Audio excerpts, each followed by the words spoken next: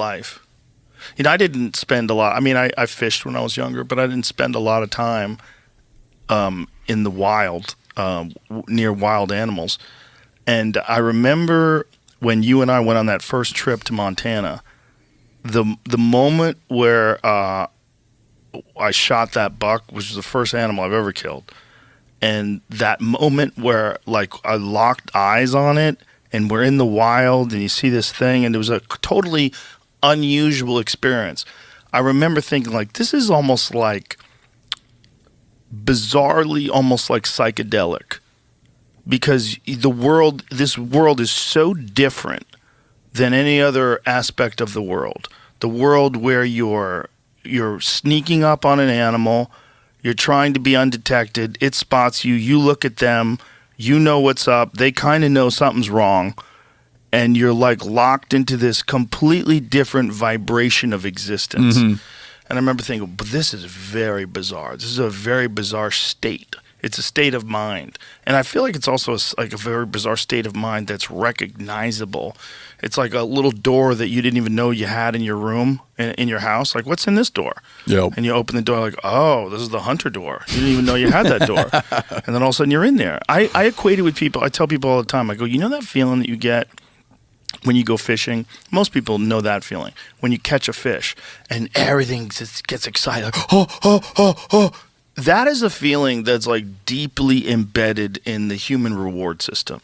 There's something that tells you this is a great thing, because now you are going to catch a fish, and that fish is going to feed your family. You're going to exist. You're going to live. You're going to thrive. Whereas if you didn't catch a fish, you didn't get anything. Yeah.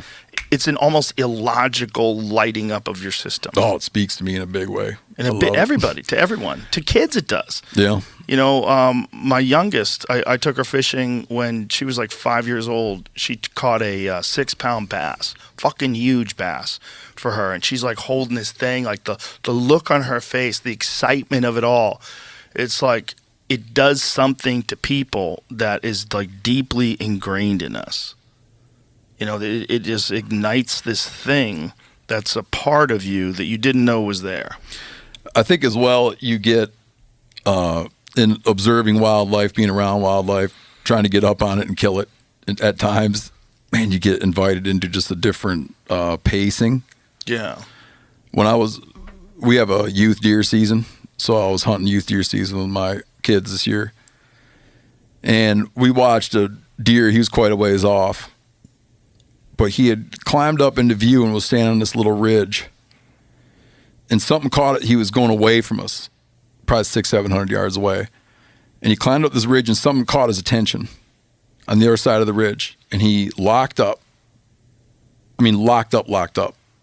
standing there. Not like he didn't get into a position where he decided he was comfortable. He just froze his step because something caught his attention.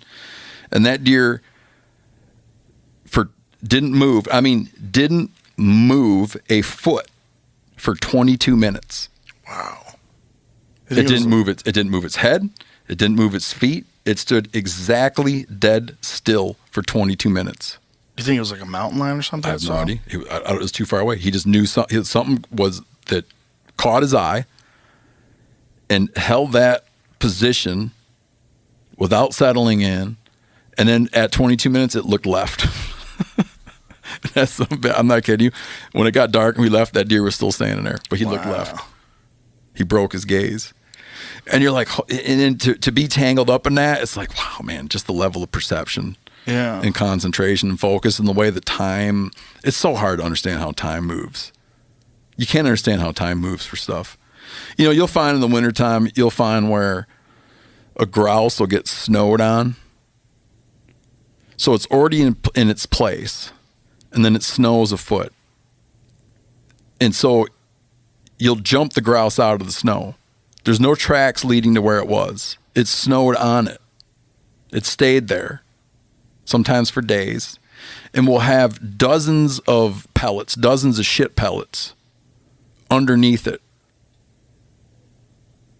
And then busts out of the snow and flies away. And it had been where it was sitting and got snowed on, covered in snow, waited there, shat I don't know how many times over how many days, and then flies out of there. Just the passage of time. The passage of time, you can't even begin to understand it. Imagine that existence where every minute of every day you're wondering if something's going to eat you. Yeah, I don't know. I'd love to get into it for a minute. I'd love to get into it for a minute. Which animal I'd would love you to like get into? understand, like if you could understand for a bull or buck or whatever, like how they feel, like how they feel sexual desire. Like what does it feel like? Is it mostly is it mostly a competitive feeling? Do you know what I mean? Is it mostly competition? I don't think it's like I don't know. I don't think it's passion. You know? Like, Right. what does it feel like? Well, it's definitely not how, it's not love. That's probably one of the weird things about human animals as opposed to other animals, is that our sex is intertwined with compassion and love. Yeah, for the vast majority of people, yes. Yeah. For the vast majority of people, yes. Whereas with them, it's a pure desire to spread the DNA. Mm-hmm. At all costs. Yeah, at all costs. Or mostly all costs. Yeah, it's got to be wild. No, I'd love to know. Bulls in the rut, and especially when you consider that it only happens once a year. Yeah. That's got to be insane. Where this overwhelming urge all year round, they're not horny at all. Yeah. They don't even engage in any kind of sexual satisfaction at all. And then September rolls around and shit gets wild. Yeah. Got blue balls by then. But it's just strange how nature works, how it coincides with the seasons, so that the calves will be born in the spring, and it's so weird.